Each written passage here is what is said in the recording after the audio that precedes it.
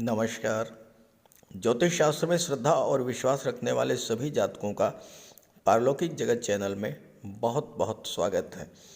14 जनवरी 2023 रात्रि 8:43 पर ग्रहों के राजाधिराज भगवान भुवन भास्कर सूर्यदेव राशि परिवर्तन करेंगे और राशि परिवर्तन करके शनि की राशि मकर राशि में गोचर करेंगे। मकर राशि में सूर्य के गोचर को ही मकर संक्रांति कहा जाता है। ऐसी मान्यता है कि इस दिन सूर्य अपने पुत्र शनि से नाराजगी भुलाकर उनके घर गए थे। खैर, ये तो धार्मिक मान्यता है। महत्वपूर्ण बात यह है कि इस दिन से सूर्य उत्तरायण में होंगे। मलमास और खरमास की समाप्ति हो जाएगी। सभी शुभ और धार्मिक मांगलिक कार्यों की शुरुआत होगी। दूसरी महत्वपूर्ण बात यह है कि सूर्य अपने ही नक्षत्र उत्तराषाढ़ा नक्षत्र के दूसरे चरण में गोचर करते हुए मकर राशि में प्रवेश करेंगे और अपनी ही राशि में गोचर करते हुए सूर्य अत्यंत बली होंगे। तो सूर्य के मकर राशि में गोचर का मकर राशि के जातकों के जीवन पर क्या प्रभाव पड़ेगा, इसी का विश्लेषण करेंगे इस वीडियो में। लेकिन उससे पहले ये समझेंगे कि सूर्य के इस राशि परिवर्तन के दौरान कितनी अद्भुत और विलक्षण ग्रह स्थितियां आपकी कुंडली में बन रही हैं और उसका क्या प्रभाव पड़ेगा। ये विश्लेषण आपकी चंद्र राशि के आधार पर किया जा रहा है। वीडियो के अंत में मैं आपको भगवान भुवन भास्कर के उपाय भी बताऊंगा। दूसरी बात, मैंने अपना व्हाट्सएप नंबर शेयर कर दिया है, आपको डिस्क्रिप्शन बॉक्स में मिल जाएगा। लेकिन उस नंबर के अलावा कमेंट बॉक्स में किसी अनजान व्यक्ति के द्वारा दिए गए नंबर पर कांटेक्ट मत कीजिएगा। आपके साथ धोखा हो सकता है, फ्रॉड हो सकता है। ग्रहों के राजाधिराज भगवान भुवन भास्कर सूर्यदेव का गोचर मकर राशि में 14 जनवरी को होगा और सूर्यदेव 14 जनवरी से 13 फरवरी तक मकर राशि में ही गोचर करेंगे। सबसे महत्वपूर्ण बात यह है कि सूर्य का ये गोचर अपने ही नक्षत्र उत्तराषाढ़ा नक्षत्र में होगा और अपने ही नक्षत्र में गोचर करते हुए सूर्य अत्यंत बली होंगे। सूर्य क्या है? आत्मा, बल, तेज, प्रकाश, ऊर्जा, आत्मविश्वास, सेल्फ रेस्पेक्ट, विल पावर, इच्छा शक्ति, सूर्य शासन प्रशासन, उच्च पद, नेम, फेम, पावर और अथॉरिटी के कारक होते हैं।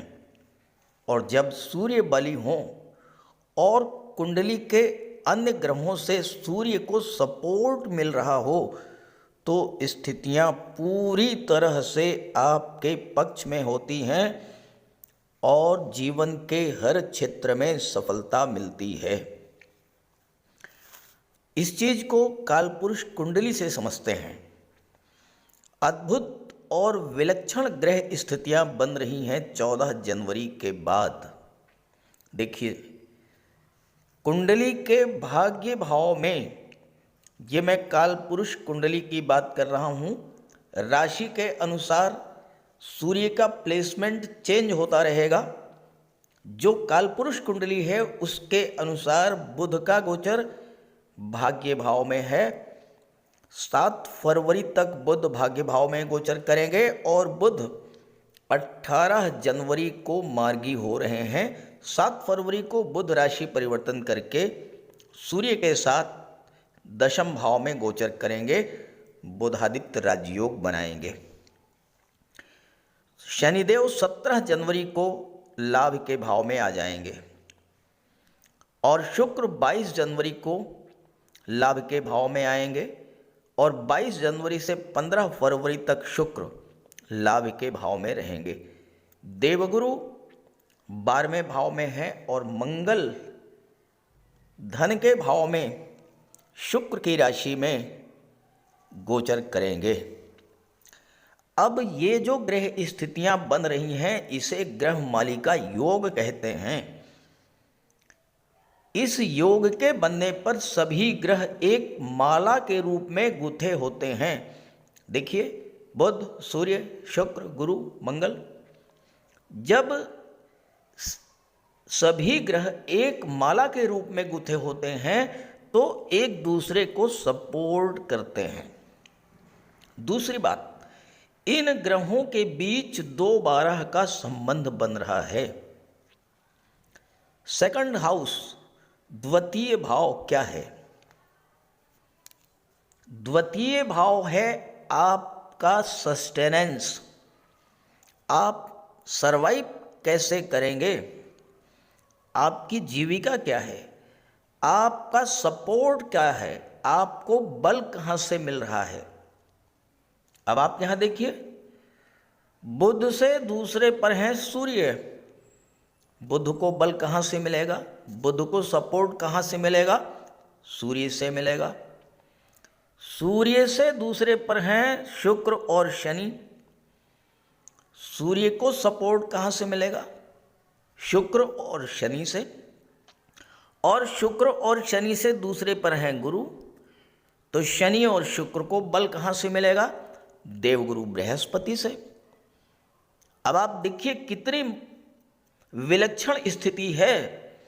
सूर्य, शनि, शुक्र शत्रुवत संबंध रखते हैं, लेकिन यहां पर 2-12 का संबंध बन रहा है।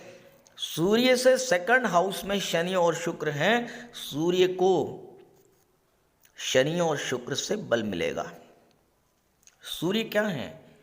सूर्य आत्मा है, आप स्वयं हैं। आपको बल कहां से मिलेगा? शनि और शुक्र से, यानी परिश्रम और धन से। एकादश भाव से, लाभ के भाव से आपको बल मिलेगा, आपको ताकत मिलेगी, आपको सपोर्ट मिलेगा। तो इसका अर्थ ये है कि इस गोचर काल में आपकी कुंडली के भाग्य भाव, कर्म भाव, लाभ के भाव और विदेश भाव में बैठे ग्रह एक दूसरे को फुली सपोर्ट करेंगे, तो इन भाव से संबंधित फल तो आपको प्राप्त होंगे ही। साथ ही साथ इन ग्रहों के कारक तत्वों से संबंधित फल प्राप्त होंगे।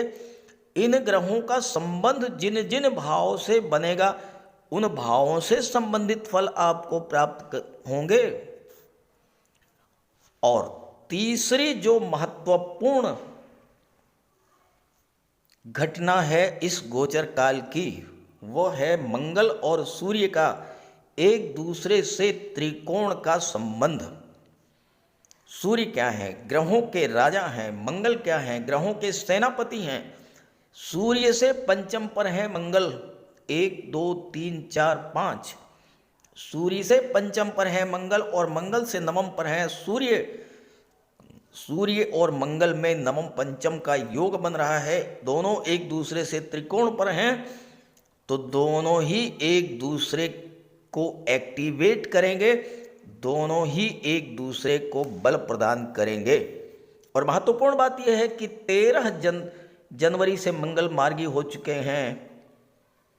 सूर्य 14 जनवरी से दशम भाव में मंगल के त्रिकोण पर आएंगे, तो 14 जनवरी से 13 फरवरी तक आपको हर तरह का लाभ प्राप्त होगा, क्योंकि मंगल 13 फरवरी तक सेकंड हाउस में ही रहेंगे, सूर्य से त्रिकोण पर ही रहेंगे।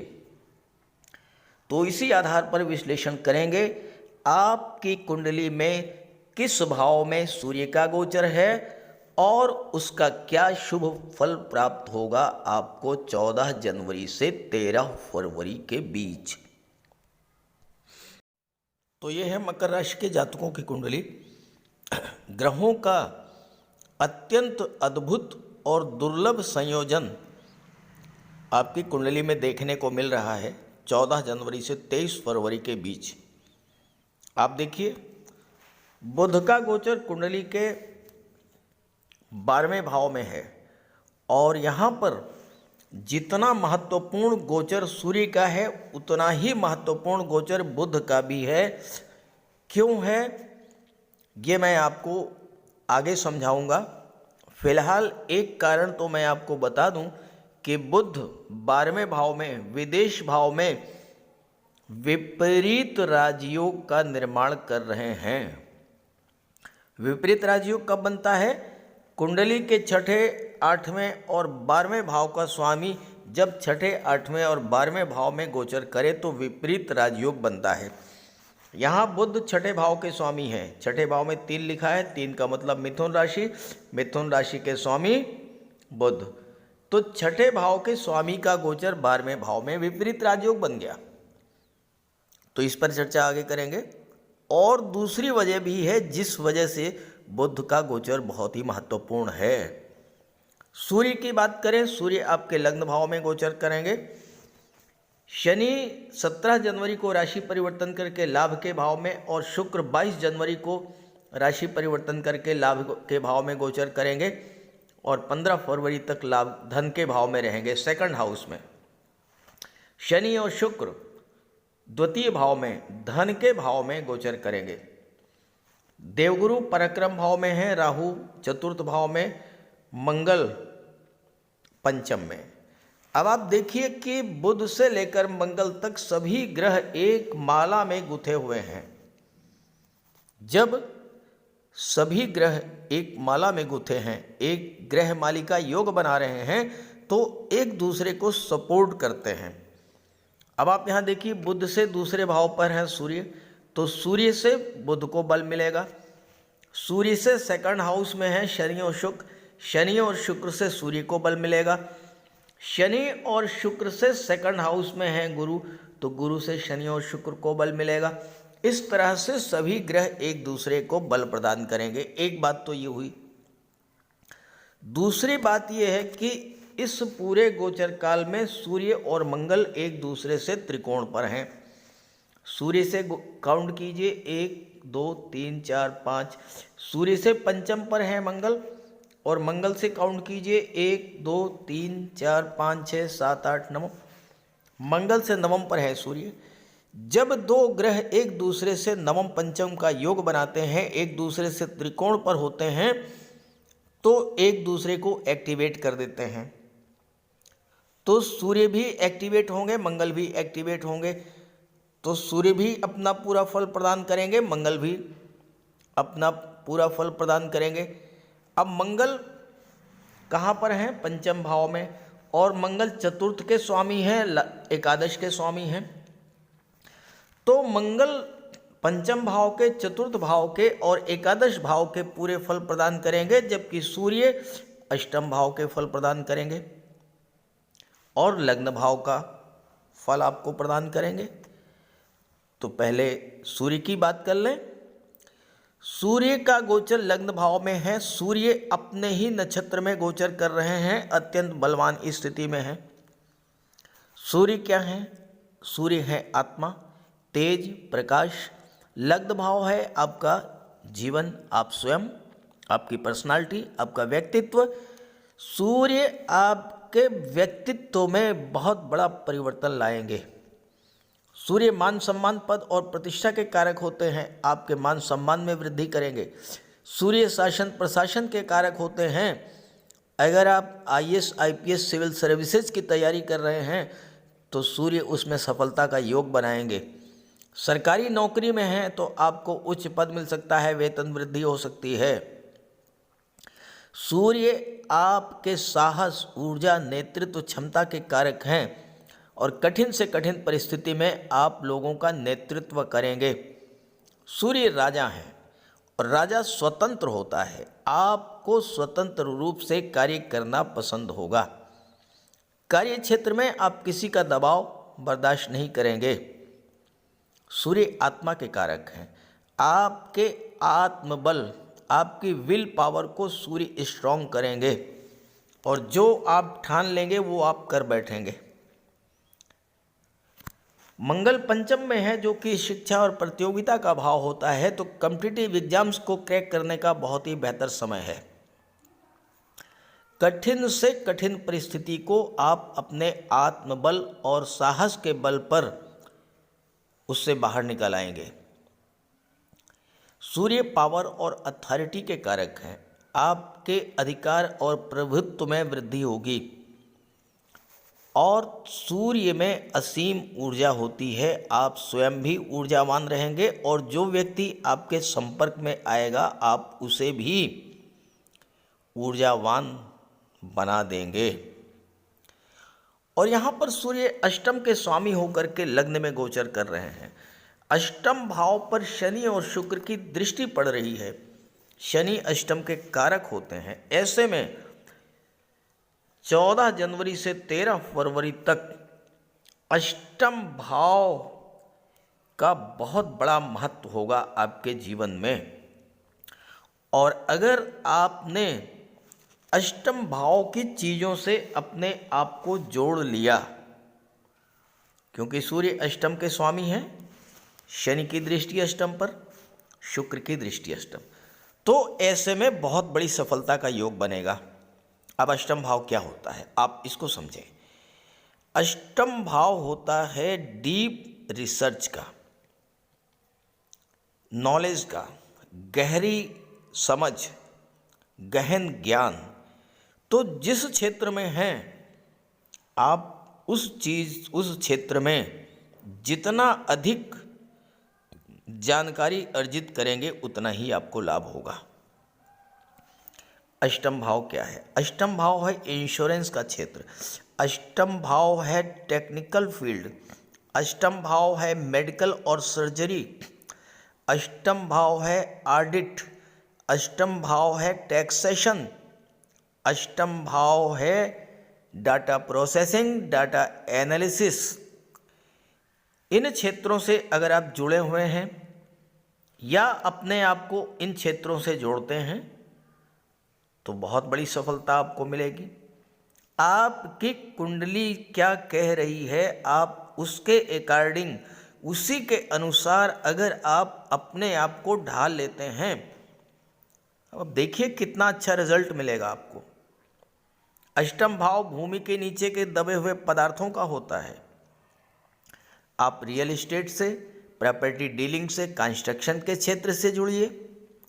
आप बिल्डर बन सकते हैं, आर्किटेक्ट बन सकते हैं, बिल्डिंग मटेरियल सप्लायर आप बन सकते हैं, पेट्रोल डीजल गैस का काम आप कर सकते हैं, मेडिकल मेडिसिन और आप केमिकल प्रोडक्ट्स का काम कर सकते हैं, ट्रांसपोर्ट और टूरिज्म से आप जुड़ सकते हैं।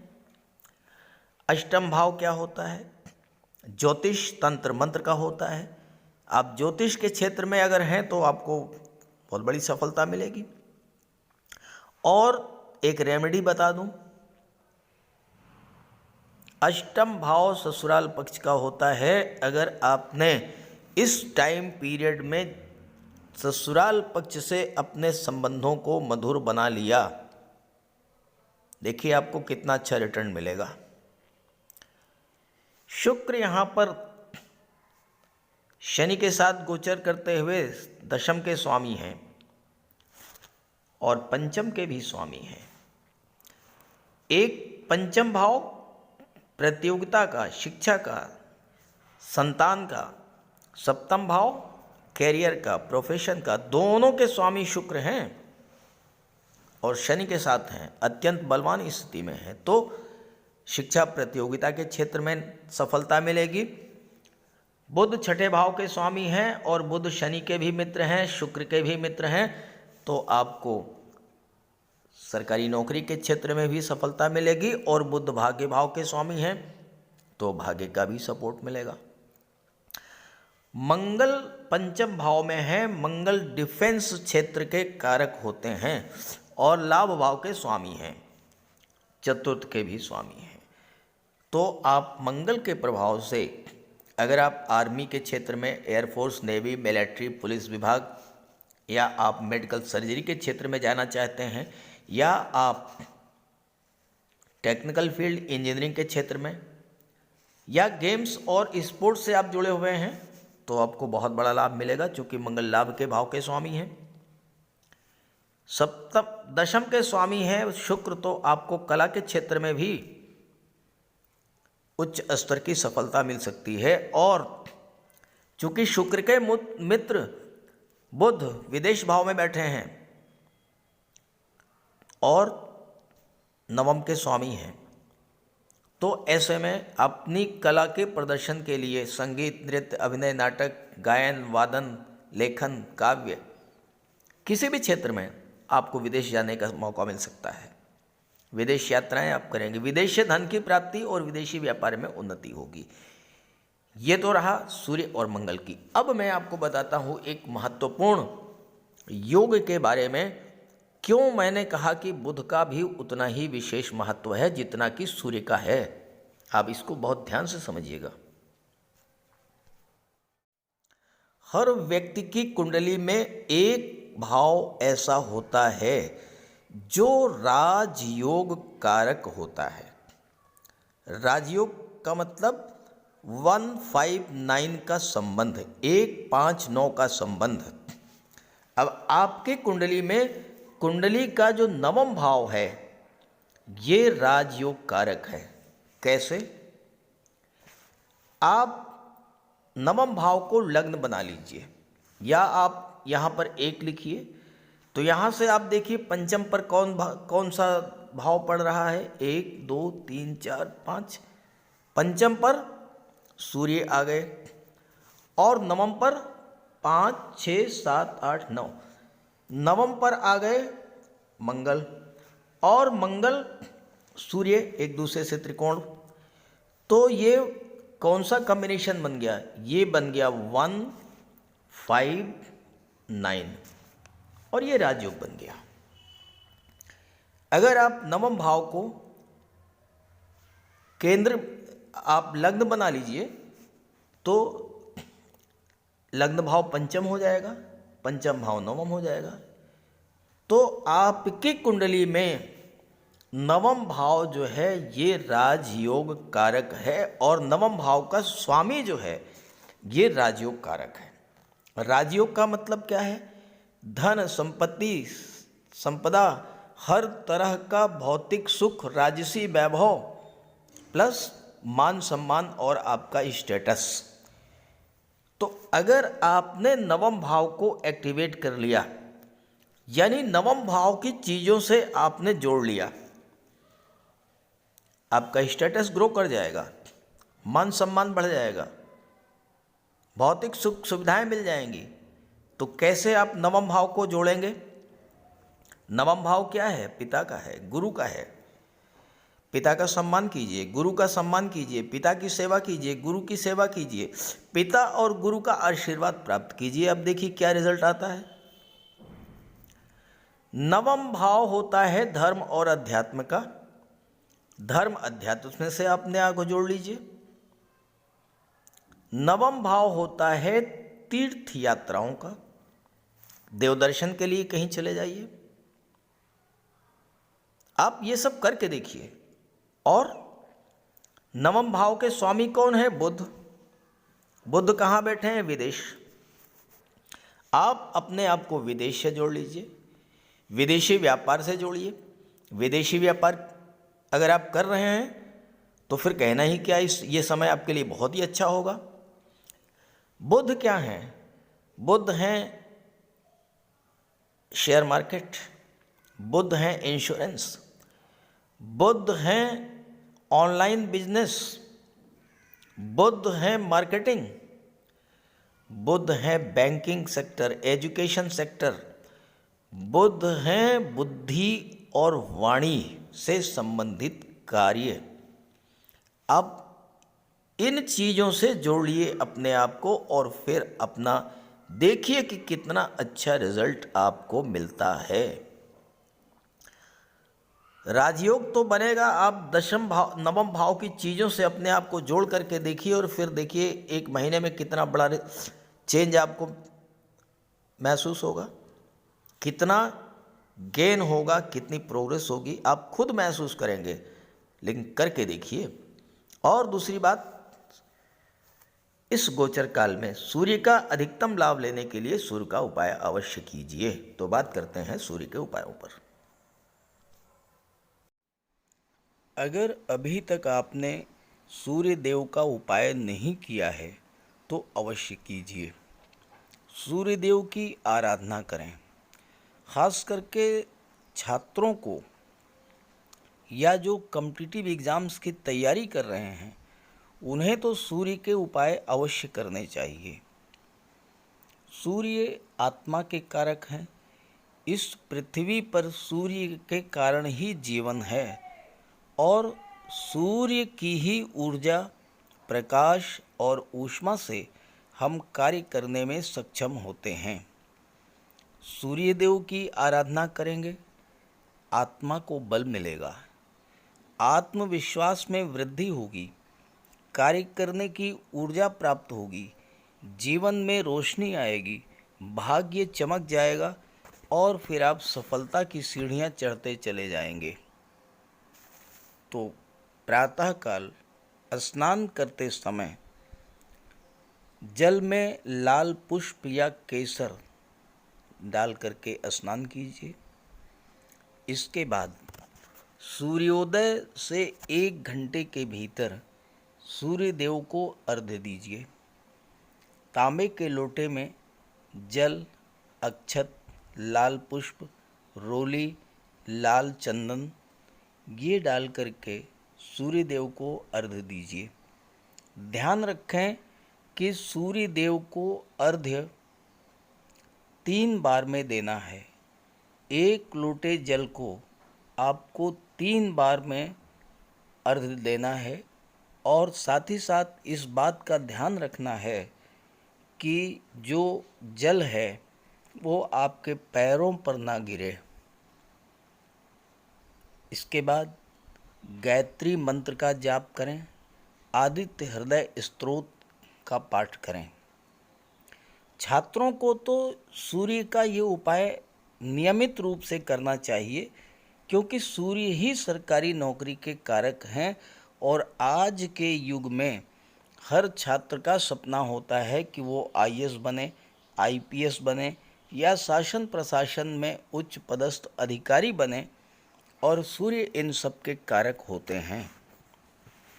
सूर्य पिता के कारक हैं। पिता का सम्मान कीजिए, उनकी सेवा कीजिए, उनके मार्गदर्शन में आगे बढ़िए।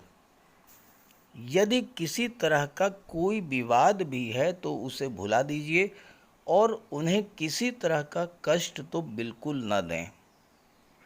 इससे सूर्य देव को बल मिलेगा। सूर्य देव को बल प्राप्त हो इसके लिए रविवार को नमक का सेवन न करें। दलिया, दूध, दही, गुड़, गेहूं की रोटी इन सब का प्रयोग करें। रविवार के दिन सूर्य देव को अर्घ्य देने के बाद एक तांबे की अंगूठी या तांबे का छल्ला ये धारण करें और जितनी आपकी क्षमता या सामर्थ्य हो यथाशक्ति लाल वस्त्र, गुड़, गेहूं, मसूर की दाल या तांबे का दान करें। गौ माता की सेवा करें, उन्हें रोटी दें, चींटियों को चीनी दें, मछलियों को आटे की गोली खिलाएं। ध्यान रखें कि जो भी उपाय करें यो पूरे मन से करें।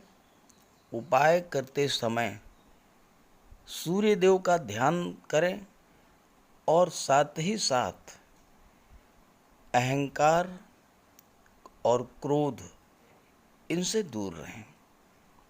आप ये उपाय करके देखिए, जीवन में इतना बड़ा परिवर्तन आएगा कि आप कल्पना नहीं कर सकते। तो मेरी बात से सहमत हों तो उपाय शुरू कर दीजिए और वीडियो अच्छा लगा हो तो अपने साथियों को, मित्रों को भी ज़रूर शेयर कर दीजिएगा। नमस्कार।